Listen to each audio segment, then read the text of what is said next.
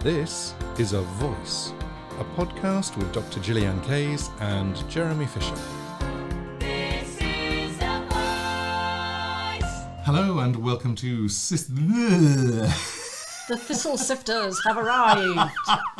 Too many tongue twisters in the previous one. Hello and welcome to This is A Voice, Season 6, Episode 6. The podcast where we get vocal about things voice. Okay, what are we doing today? Oh no, yeah, no. Go mess this up completely. You don't do things. There's don't no keep, things. Don't keep changing, No things. changing the line. Changing the line. Right, okay. Hello and welcome to This is A Voice, Season 6, Episode 6. The podcast where we get vocal about voice. I'm Jeremy Fisher. And I'm Dr Gillyanne Kayes. What are we doing today? Well, we're doing something unusual. There's been a lot of talk on our Singing in the Actor Facebook group about a video of Darci Lynne singing Radiohead's Creep using ventriloquism. For those of you who don't know, Darci Lynne was very, very successful in American Talent Show as a young teenage ventriloquist. Extremely good. And she did ventriloquism and singing. So, of course, the conversation has been mind absolutely blown. How is she doing it? And also something very interesting, which is about resonance, which we'll come to later. Yeah, I mean, the reason that we're interested is in 2016, I wrote the chapter of the book, This is a Voice, on ventriloquism and mimicry. And in fact, the chapter that you're seeing in the book at the moment is in fact only half what I wrote, because I wrote two entirely separate chapters, one on ventriloquism and one on mimicry. And because we wanted the book to be a certain length, we put both of those chapters together and cut them both in half. So there's many more things that I could tell you about ventriloquism, but not today. And this was one of the chapters, those of you who heard one of our earlier podcasts will remember about Jeremy sort of discussing the contract with the Wellcome Foundation and coming home and saying, we're doing the lot. And I went, what? Beatboxing? Ventriloquism? You're off your head. No, I've been dabbling in ventriloquism since I was about 8. And do you think that's because of the kind of material that you've often sung, because you've sung a lot of patter songs and you really think about how you form words? I think it was the other way around. It was because I got to be moderately good at ventriloquism, moderately good. It really helps patter song singing. It really helps strings of words and really fast lyrics where you have to get the sense across. Because in a way, the more you move your articulators, the less fast you can sing. So the more accurate the movements that you can get really small, the quicker you can sing. It's great. It's a really brilliant byproduct. So anyway, where can they find these exercises in the book? We're going to start with, the whole chapter starts on page 92, Ventriloquism and Mimicry. And in fact, what we're going to do is to play a little excerpt from Darci Lynne's video. She's sitting in the car, she's singing Creep by Radiohead, and she's trying it out because people don't believe that she can sing without moving her lips. So she sings it once with mouth movements, and then she sings it again with no mouth movements. And then she mixes and matches. Then she mixes and matches Very impressive. by the syllable, which is really good. And people on the Facebook group were saying, well, what's she doing? What's she doing? And I'm thinking, well, she's doing actually exercises 31, 32, 33, 34, 35, 36. I mean, she's doing pretty much everything that's in the book. And it's so, well, frankly, it's so gratifying to see somebody at that level with that skill doing exactly what I'm talking about in the book. So we're using it as an exemplar of how to put it into practice. And I'm going to challenge Jeremy to try one or two phrases. It's going to be really interesting. This is one of the few episodes that we say it's really good to watch it on YouTube, because you will be able to see whether my lips move or not. We're just going to play a little bit of Darci's singing when she's singing the opening lines of Creep without moving her lips, just so that we have something to go with. And this is a car video, so you're going to hear background noise. Yes. It's not us. And obviously we'll drop the link to the video into the show notes so you can see it yourself. When you were here before, I couldn't look you in the eyes. You're just like an angel. Your skin makes me cry. That'll do nicely. So, Jeremy, the first thing I want to ask you is which mouth position is Darci using? Okay, this is exercise 31, and it's almost the most important thing to start with as a ventriloquist is you're not allowed to move your lips. You can't be seen to move your lips, but you can put your mouth into 3 separate shapes. And basically the first one is very neutral, not open very much, but very relaxed. The second one is the same thing, but smiling lips. And the third one is called the shock view, which is when you are horrified by what your puppet has just said. And so the jaw's more open, the mouth's a bit more open. And the thing that I do say in the exercise is if you're going to do the shock view, which is, then you can't do it face onto the audience because the audience, because your jaw is more open, the audience will see your tongue movements. So the shock look, watch this in the ventriloquists that you watch on television, the shock look tends to be done to the side to your puppet so that the audience never sees a face on shock movement. So she's doing relaxed. She's doing relaxed, yes. It's a sort of, for me, it's like if I'm looking at myself doing it. It's almost the gormless look, but it's quite a narrow gormless look. It's just the sort of it's my thinking face with my mouth open. Thinking it's how face I with your would mouth describe open. it. I like it, yes. Yeah. So the lyrics are, when you were here before, couldn't look you in the eye, you're just like an angel, your skin makes me cry. And just listening to her, there are a couple of places where she makes a face, and I can tell you exactly why she makes the face. Because she has B's and M's. And I think that's it. Which are bilabial. Well, the M is, both of them are bilabial, so you use both lips and your lips are supposed to close, and that's how you create the consonant. Now, obviously, as a ventriloquist, you can't close your lips, so you have to replace it with a completely different consonant. And in fact, with before, there is a bilabial, which is the B, stopped voiced consonant, and then there's an F, which is an unvoiced labiodental, so you've got bottom lip, top teeth.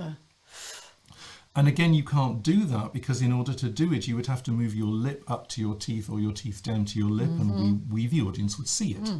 So you have to replace the B's, the F's, and the M's with different consonants. Essentially, you have to fake it. So we're going to tell you what it is that you do. Okay. Are you up for having a go, and then I'll ask you what you did? Sure. I think that might be quite interesting for the listeners. And remember, viewing this is going to be the best experience. Let me sing it without doing the ventriloquism lip thing, and then with. When you were here before, couldn't look you in the eye, you're just like an angel. Your skin makes me cry.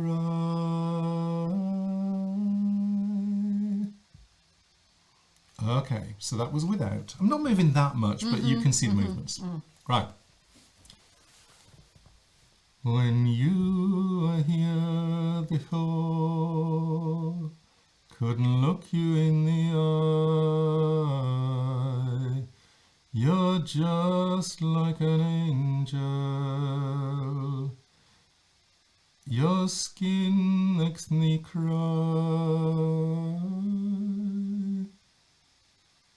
I was trying, actually, weirdly, I was trying to move my head just to demonstrate that I hadn't actually frozen the video. I was very impressed. Very impressed. So there are really only 4 words that are tricky in those 4 lines. In fact, it's 3 words, isn't it? Right, so opening line, when you were here before. Before is the hard word. Everything else, when you were here, the W of when. Yeah, we usually lip round a bit for the when. Absolutely, we usually lip round. It is again, it's a bilabial consonant, but the lips stay open. When, so you have to replace the W with a double O inside, or a dark Yeah, an urge. Urge or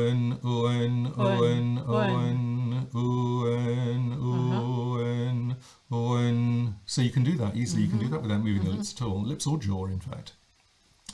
When you were here before. So before, the B is replaced with, it's a TH sound, but it's closer to an Italian D. So if you do a th, the,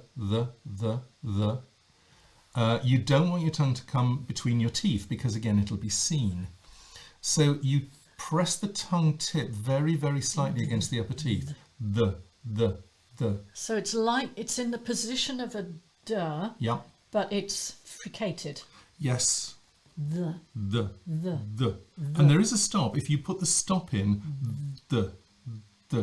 It is sort of closer to a D, but I still think of it as a TH.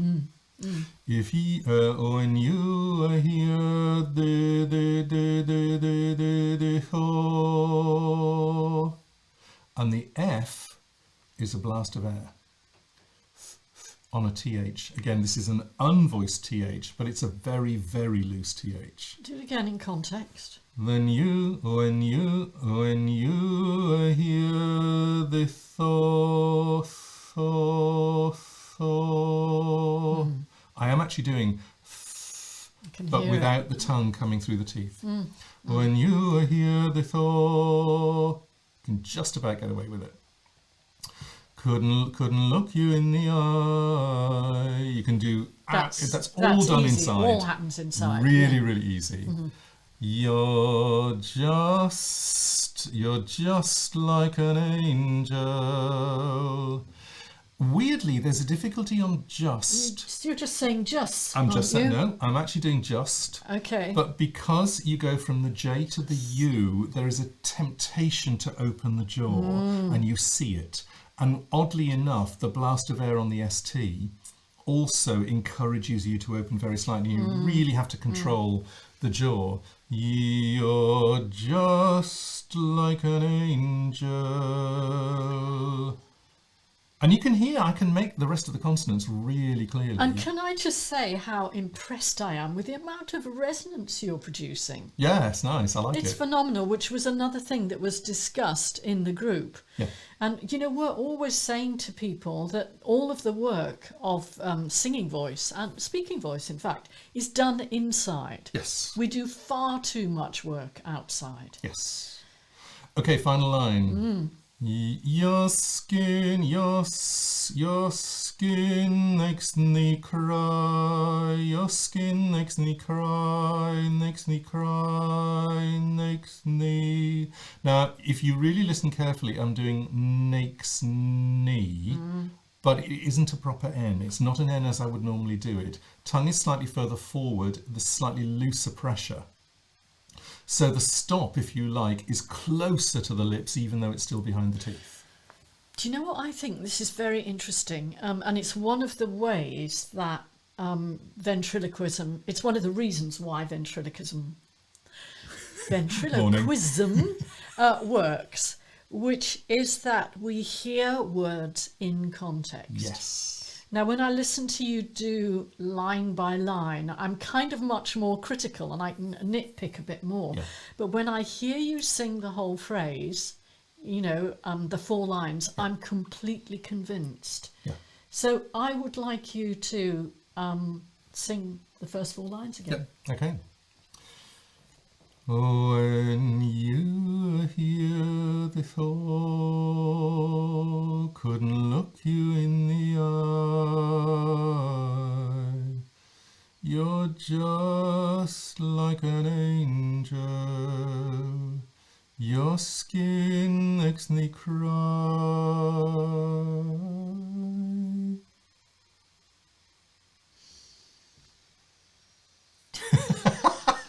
That was fun. And Darci Lynne, you are a master. Oh, Darci of Lynne the is art. amazing. So, I mean, if you are I always say to people, I bet when you buy the book, This is a Voice, you don't read the Ventriloquism and Mimicry chapter because you think it's absolutely not relevant for me. I'm a singer. It is a phenomenal use of consonants. Phenomenal use of consonants. And vowels. And vowels as well. The fact that you have to create all of those vowels without moving your jaw or lips at all is phenomenal.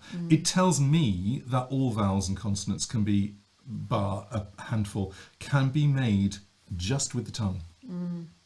Obviously, there are the bilabels you can't do. There's an there is one vowel that is slightly harder than the others because you feel like you need a bit more space. But everything, I mean, you just heard me do 4 lines of text. And obviously, the other thing is, the last time I did it, I took a lot of the volume away because I don't want to work that hard. You know, I have a microphone up my nostril, so why would I bother? And also, I noticed that there's a kind of a cue, isn't there? If, in other words, a listening cue, which is if you get to the end of a phrase and there's a sort of a release of breath, even if we don't see anything move, as watchers, we will map that as a cue that somebody was using their voice. I am going to encourage people to just stare into the mirror at their mouths and sing those 4 lines. It is so revealing. Okay, I'm off to practice. Yeah. Good. That's it. More next time. Bye. Bye-bye.